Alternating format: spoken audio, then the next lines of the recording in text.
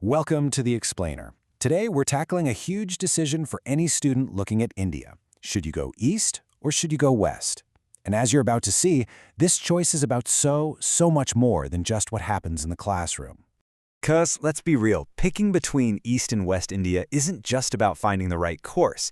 It's about choosing a lifestyle, a culture, a completely different vision for your future, really. So, where do you see yourself fitting in? Let's break it down and figure that out together. All right, first up, West India. The best way to think about this region? It's the country's economic engine. It's fast-paced, it's cosmopolitan, and it's an absolute magnet for business, finance, and tech. The whole place is just buzzing with energy and opportunity. Now, a lot of this power is packed into a few major hubs. Of course, you've got Mumbai, the undisputed financial capital that pretty much drives the entire national economy. And then right nearby is Pune, often called the Oxford of the East.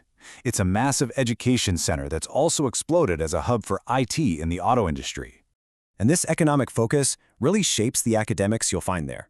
The West is all about modern, industry-focused education. So if you're studying at a top school like IIT Bombay, you're not just in a world-class engineering program. You're literally minutes away from the headquarters of India's biggest companies. Those corporate connections mean internships and job offers are right on your doorstep. So, here's the crucial trade-off. On one hand, you get amazing career opportunities and a modern, diverse lifestyle with great infrastructure, but on the other hand, you're going to be dealing with a very high cost of living, especially in a city like Mumbai, and a super fast-paced, crowded environment that can definitely feel a little overwhelming at times.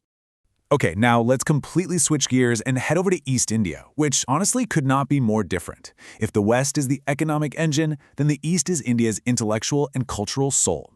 It offers a totally different kind of experience, one that's just steeped in history, art, and tradition. You can see this contrast just by looking at the cities. The heart of the East is without a doubt Kolkata. For ages, it's been known as India's cultural capital, a city of poets, artists, and thinkers.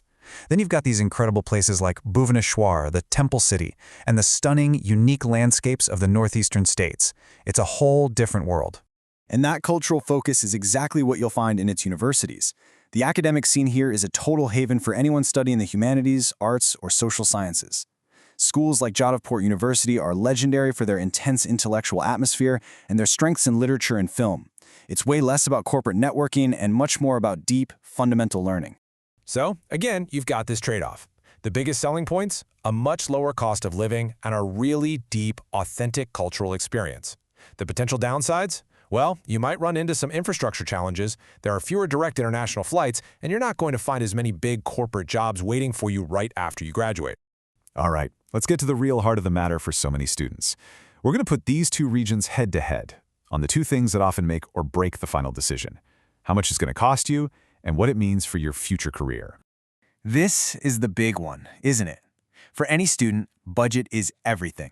How far will your money actually go in these two very different parts of India? Well, let me tell you, the gap between them is probably a lot wider than you think. Let's start at the very top. In a city like Mumbai, if you're living on the higher end, and remember this is excluding tuition, you could easily be looking at a monthly budget of around $1,200 US. That really sets the bar for what to expect in the West. Now, for the contrast, on the lower end, in a city like Kolkata, you could potentially get by on about $400 a month. I mean, that is a massive difference. We're talking about 1/3 of the cost for your basic living expenses. It's huge. And this table just lays out that financial reality in black and white. Seriously, take a second to look at these numbers. Notice how the absolute lowest you'd probably spend in Mumbai, $800, is still double the lowest budget for Kolkata. Even Pune can be significantly more expensive. For many people, this difference in cost alone is going to be the deciding factor. And of course, that cost is directly tied to your career path. You really want to make sure your choice of region lines up with your goals. The West gives you a clear leg up if you're aiming for corporate jobs, finance, or tech. The East, on the other hand, is a much stronger launchpad for careers in academia, research, the nonprofit world, or the cultural sector. So, we've looked at the culture, the academics, the cost, and the career paths. Now it's time to put it all together. Let's try to synthesize all this information to help you figure out which of these two paths is really yours. Think of this as your personal cheat sheet. Just look at these two columns and be honest with yourself. If making career connections and living a fast-paced, global life are at the top of your list, then the West is definitely calling your name. But if you're searching for deep cultural immersion, if you have a tighter budget, and you just love being part of an intellectual community, then you are going to thrive in the East. But let's finish with a really important piece of wisdom. At the end of the day, while your location matters a lot, your attitude matters even more. Your willingness to be open, to explore, and just to learn. That's what's truly going to define your experience far more than your zip code will. So that's the choice, isn't it? Do you plug into the high-powered career engine of the West, or do you immerse yourself in the rich cultural heart of the East? There's no right answer here, only the answer that's right for you. So what will you choose?